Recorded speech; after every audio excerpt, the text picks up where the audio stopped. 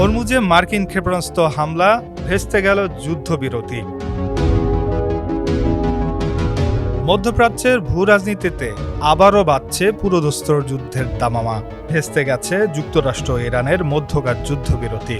সংঘাতের পঞ্চম দিনে এসে এবার ইরানের বন্দর অবরুদ্ধ করার প্রকাশ্য ঘোষণা দিয়ে হরমুজ প্রণালীতে খার্ক দ্বীপগামী একটি তেল ট্যাঙ্কে সরাসরি ক্ষেপণাস্ত্র হামলা চালিয়েছে মার্কিন সামরিক বাহিনী।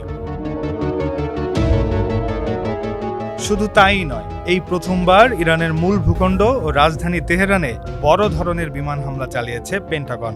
আন্তর্জাতিক বিশ্লেষক এবং প্রতিরক্ষা বিশেষজ্ঞরা মনে করছেন, ওয়াশিংটন ও তেহরানের এই সরাসরি সংঘাত এখন এক ভয়ঙ্কর যুদ্ধের রূপ নিতে যাচ্ছে।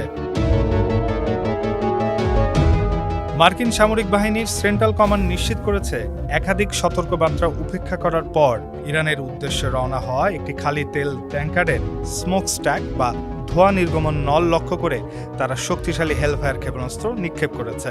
এতে জাহাজটি সম্পূর্ণ অকেজো হয়ে পড়ে। যুক্তরাষ্ট্রের এই ভয়ঙ্কর অভিযানের জবাবে ইরানও বসে থাকেনি। তারা মার্কিন মিত্র বাহরাইন ও কুয়েতে পাল্টা ক্ষেপণাস্ত্র ও ড্রোন হামলা চালিয়েছে।